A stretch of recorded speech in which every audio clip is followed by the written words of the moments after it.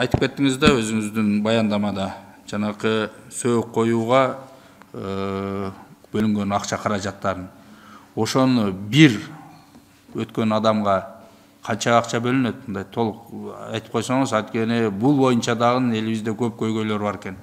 Анткени бизге жолугушууда айтып жатышат. Тиги өткөндө мынча акча берди, анан кийин бул өтүп калды эле, ага мынча эле чыгарып коюптур деп. Аны кандай жолдор менен чегерилет ал акчалар? Ошол боюнча да маалымат берип койсоңуз. Базалык бөлүктөн 10 эселеп деп айттык. Базалык бөлүк 3170 сом, 10 эселегенде 31700 сом. Азыркы учурда.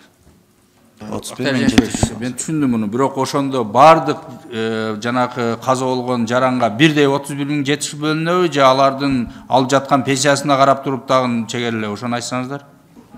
Бардыгына бирдей. Айбек Тураталиевич, мындай нюанс болуп калышы мүмкүн да, пенсионер каза болгондон эле дароо эле бир келбей, ошол эле айда 3 айдан келип калышы мүмкүн да, 3 ай пенсиясы төлөнө бериши мүмкүн.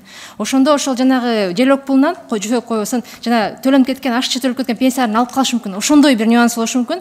А так эгерде өз учурунда кайрылса, мисалы ушул айдын кайсыл числосунда өлбөсүн, ошол айдын пенсиясын алат, анан жана сөөк коюу эмесин желек пулун алат да. Ошол. Рахмат.